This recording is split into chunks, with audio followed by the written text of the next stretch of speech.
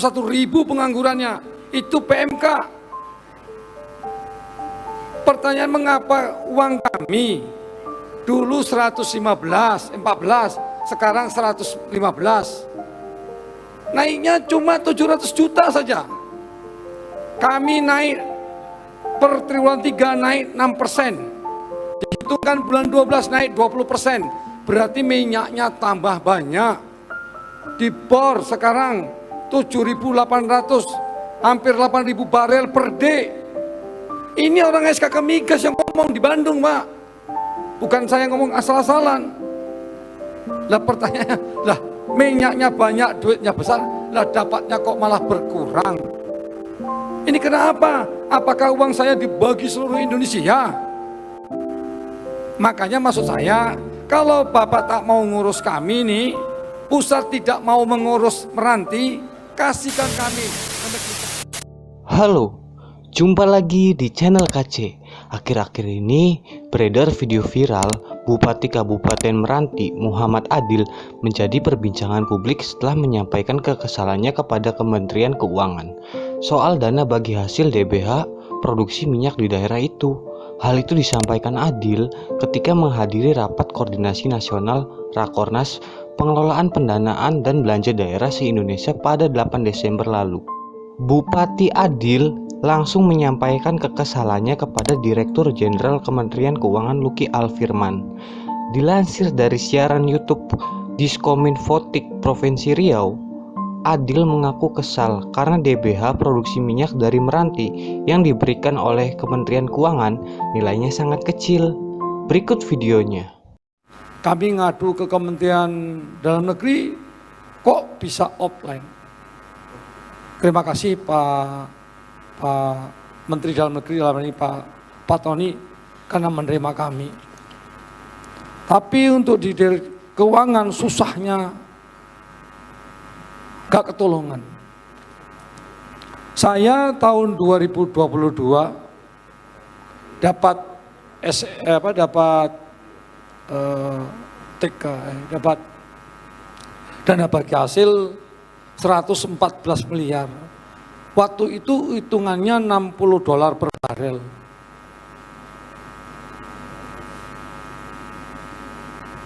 Perencanaan pembahasan APBD-nya. Nah, di tahun 2023 pembahasan APBD kami dapat mengikuti nota pidato Pak Presiden 16 Agustus. 1 barel $100. Dan kemarin waktu lewat Zoom dengan Kementerian Keuangan tidak bisa menyampaikan dengan terang, didesak-desak barulah menyampaikan dengan terang bahwa $100 per barel. Sampai ke Bandung saya kejar orang ke Kementerian Keuangan, juga tidak dihadiri oleh yang kompeten. Itu yang hadir itu waktu itu entah staf, tak tahulah. Sampai pada waktu itu saya ngomong, ini orang keuangan isinya nih iblis atau setan. Nah hari ini Pak, saya kejar lagi Bapak kemari. Saya mau tahu kejelasannya. Pertama, apakah penyusunan APBD 2023 itu pakai asumsi yang mana? $60 atau $80 yang Bapak sampaikan, atau $100 yang pidato Pak Jokowi yang benar? Ini ada 3 saya cermati tadi. Minyak Meranti naik besar sekali. Minyaknya sudah tahun ini 13 sumur dibor. Ini untuk 2023 tambahannya 19 sumur. Berarti Meranti itu bukan targetnya 2003 ini 1 hari 9.000 barel per day. Ini untuk Pak Dirjen ketahui. Jadi kalau seandainya kami naik, kami penghasilannya besar, dianggap penurunan, harapkan nanti Bapak keluarkan surat untuk penghentian pengeboran minyak di Meranti. Itu Pak. Jangan diambil lagi minyak di Meranti itu. Nggak apa-apa. Kami juga masih bisa makan. Daripada uang kami dihisap sama pusat.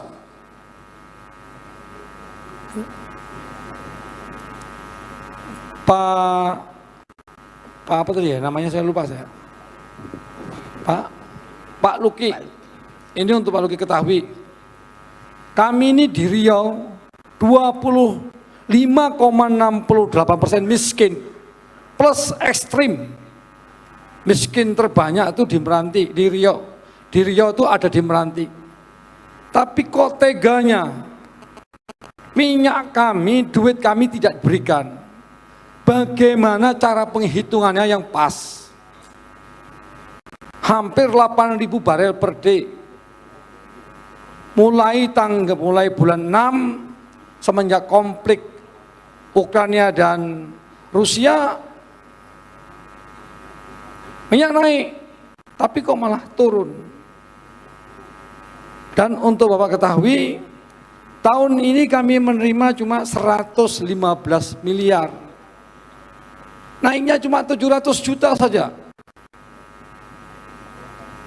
Liftingnya naik, asumsinya 100 barel per dolar lah, kok naiknya cuma 700 juta.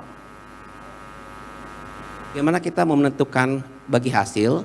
Yang salah satunya adalah, salah faktornya adalah ini luas lahan dari masing-masing yang ada di daerah masing-masing.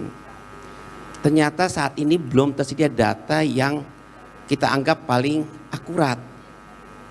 Itu misalnya contoh satu problem yang kami sedang coba cari solusinya. Tapi kami kan tadi disampaikan di Undang-Undang APBN 2023 sudah ada alokasi untuk DBH sawit. Jadi kita akan terus usahakan. Target kami tetap awal tahun 2023, mudah-mudahan Januari bahkan Februari, mudah-mudahan bisa diterbitkan PP RPP DBH sawit ini. Kami akan melalui proses tadi komunikasi publik tadi Pak. Ini masih bergerak, masih kita rumuskan, tapi nanti pada saatnya insya Allah Pak, kita akan komunikasi, kita akan diskusikan soal tadi, kita sifatnya namanya tadi komunikasi publik lah, public hearing. Ya pertanyaan saya, bagaimana kami mau tidak miskin, uang kami tidak dikasihkan. Bapak bilang dibagi rata kemana? Se-Indonesia atau apa? Kami Pak, minyak kami 103 sumur kering. 103 sumur sudah kering Pak.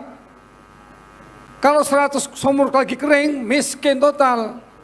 Kami tidak perlu bantuan dari provinsi, dari pusat.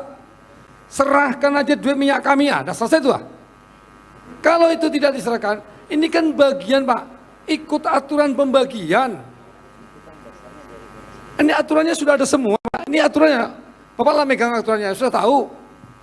Pertanyaan kami itu mengapa kok tidak dibagikan kepada kami? Dolarnya naik 100 dolar dari 60 ke 100. Liftingnya naik menjadi 7.500 lebih barel per hari per day. Lah duitnya kok malah berkurang? Itu pertanyaannya Pak. Itu Pak, tadi kan ada formulanya. Saya sampaikan tadi, misalnya ditetapkan di undang-undang bahwa misalnya 85% itu diberikan kepada pusat, daerah sebesar 15%. Kemudian bukan hanya daerah penghasil, tapi juga diberikan namanya daerah pemerataan. Ada pembagian untuk jadi dinikmati oleh daerah-daerah lain di sekitar. Tapi makanya juga konsep DBH sawit juga seperti itu. Nggak semuanya itu akan diberikan kepada daerah penghasil. Kami daerah perbatasan Pak. Jangan salah Pak, semuanya kami lengkap. Kami cuma tidak mengelola saja. Itu Pak, jadi formulanya seperti itu kalau ditanya. Jadi kalau soal angkanya, kami menggunakan data dari SDM. Berapa liftingnya, berapa ininya itu dari SDM semua. Itu yang kami pakai dari data sebagai dasarnya. Kemudian kita menggunakan semua clear kok Pak, ada formulanya. Itu maksudnya Pak. Pak, kami dulu cuma 3.000 sampai 4.000 liter per day-nya Pak. Sekarang sudah hampir 8.000. Naiknya itu signifikan. Makanya kalau tidak naik signifikan, tadi kan pertanyaan saya, Bapak keluarkan aja, jangan dibor minyak kami. Kayak gitu kan, pertanyaan saya kan termasuk itu bagiannya. Kalau misalnya tidak naik, tidak ada penambahan, ini tahun ini 15 sumur, 13 sumur dibor. Ini 2023 mau nambah 19 sumur. Target daripada SKK Migas 9.000 barel per day. One day, 1 million. Akan udah ada ketentuannya. Sekarang kami naik. Di Rio ini mungkin kami Pak yang paling banyak sekarang di bornya. Tapi pertanyaannya mengapa duit kami tak dibalikkan? Tadi kami sampaikan itu formulanya seperti itu Pak. Bukan hanya diberikan kepada penghasil, kebijakan di Undang-Undang KPD yang baru itu menggariskan bahwa dinikmati bukan hanya oleh daerah penghasil, tapi juga daerah yang berbatasan, daerah yang pengolahan, dan daerah lainnya untuk sebagai pemerataan. Jadi kalau berdasarkan formula pasti kami bayarkan. Formulanya itu. Gitu Bapak. Jadi Pak, saya sudah punya kayaknya. Izin Pak Bupati. Sebentar Bu, ini karena kami daerah miskin, kalau kami kaya kami biarkan aja. Mau ambil 10 triliun pun nggak apa-apa. Kami daerah miskin, daerah ekstrim. Jadi kalau daerah miskin ada minyak, Bapak Ibu ambil, uangnya entah dibawa kemana, pemerataan kemana. Seharusnya kami ini yang menjadi prioritas. Karena Pak Jokowi 2024 wajib 0%. Bagaimana kami mau membangun rumahnya, bagaimana kami mau mengangkat kemiskinan orang, nelayannya, petaninya, buruhnya. Bapak mau tahu, akibat pandemi COVID, warga Meranti nggak bisa pergi ke Malaysia. 41.000 penganggurannya, itu PMK. Pertanyaan mengapa uang kami dulu 114, sekarang 115. Naiknya cuma 700 juta saja. Kami naik per triwulan 3 naik 6%. Dihitungkan bulan 12 naik 20%. Berarti minyaknya tambah banyak. Di bor sekarang 7.800, hampir 8.000 barel per day. Ini orang SKK Migas yang ngomong di Bandung Pak. Bukan saya ngomong asal-asalan. Lah pertanyaannya, lah minyaknya banyak, duitnya besar, lah dapatnya kok malah berkurang. Ini kenapa? Apakah uang saya dibagi seluruh Indonesia? Makanya maksud saya, kalau Bapak tak mau ngurus kami nih, pusat tidak mau mengurus Meranti, kasihkan kami ke negeri sebelah. Kan saya ngomong. Atau Bapak tak paham juga omongan saya? Izin Pak Bupati. Atau begini Bu, bentar Bu. Apa perlu Meranti ngangkat senjata? Kan mungkin kan? Ini menyangkut masyarakat Meranti yang miskin ekstrim Pak. Tadi kalau Bapak ngomong begini bagi rata, itu salah Pak. Dibagi rata kemana? Lalu, pada hari Senin 12 Desember 2022, Mendagri Tito Kurnavian menyampaikan teguran keras kepada Bupati Adil. Teguran itu menyusul pernyataan yang disampaikan Bupati Adil kepada jajaran Kementerian Keuangan sebelumnya. Mendagri Tito menegaskan kepada kepala daerah beretika meskipun sedang menghadapi persoalan. Berikut pernyataan dari Kemendagri Tito.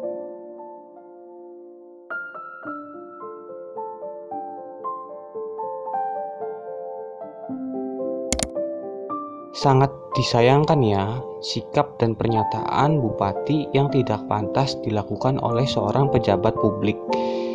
Apa yang menjadi kegelisahan dan harapan Bupati sebenarnya bisa dikomunikasikan dan diselesaikan secara baik-baik, sehingga tidak menimbulkan kegaduhan di tengah masyarakat ya.